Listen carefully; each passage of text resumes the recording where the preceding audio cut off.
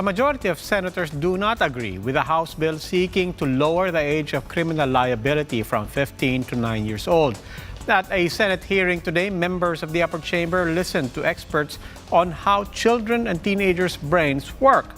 The Philippine Pediatric Society, in a statement, reiterated its strong opposition to the controversial bill. Mian Los Baños has the story.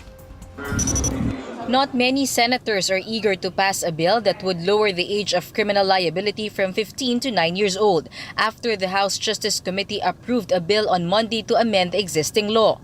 As of now, 16 senators have already expressed opposition over moves to lower the age of criminal responsibility to 9 years old, while some senators are amenable to lowering the age of liability to 12 years old. Palagay natin hindi po yan isang deterrent sa krimen po sa ating bansa. Nagiging cruel lang po tayo sa ating mga kabataan at sa ating mga anak, no?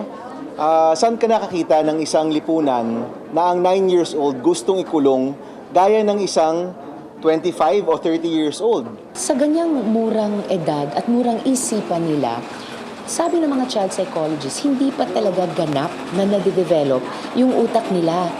Okay, naiintindihan nila mentally, pag sinasabing tama ito, iyan naman mali. Pero yung kakayahan talaga nila, yung discernment, timbangin ano talaga yung tama sa mali. In today's Senate hearing, Attorney Tricia Oco, Executive Director of the Juvenile Justice and Welfare Act, said that based on scientific studies, children and teenagers' brains are still considered immature. Their impulse that controls them. Like for instance, if you look at teenagers nowadays, when they make decisions, they don't make it because they know that's what being told to them as right or wrong, but because of peer pressure. So it depends on their priority and also because of their immaturity. So actually, they really need guidance. Based on PNP data for the year 2018, there are more than 9,000 cases of children in conflict with the law. Most of the cases involved was theft. But as the JJWC explains, children do not have the capacity to resist commands from adults who order them to commit crimes. Senate President Soto meanwhile maintains his stand that there is a need to lower the age of criminal liability to at least 12 years old. But he explains that under the bill is pushing, there is no jail time for minors. Children who will commit serious crimes will have to be sent to a halfway house like Bahay Pag-asa where they will be rehabilitated. Napakaraming crimes na nakukumit ng 13, 14, 15 years old. At maliwanag na may discernment eh. Hindi pwede puro theoretical, puro science. Hindi actually. Ano gusto nila ngayon? So 22 years old and below, walang criminal responsibility. Experts also revealed what they said were loopholes in the implementation of the current Juvenile Justice and Welfare Act, especially for children or teenagers who committed serious criminal offenses like murder or rape. The youth offenders should be placed in the Bahay Pag-asa. But the problem, they said, is that there are only 63 units of Bahay Pag-asa nationwide. Some of the Bahay Pag-asa we saw, mas malala po siya sa kulungan. Wala silang programs, wala silang beds, wala silang cabinets, ang mga bata doon, they're just told to keep quiet the whole day and not do anything. So yung iba sa kanila, they do self-harm because they're very bored. The Senate is set to continue the hearing on Friday. Senator Gordon said he will try his best to pass the measure until June this year before the 17th Congress ends. Reporting for News 5, Mian Los Baños, We Are One News. So let's review. The House Justice Committee okayed a bill on Monday proposing to lower the minimum age of criminal responsibility to 9 years old.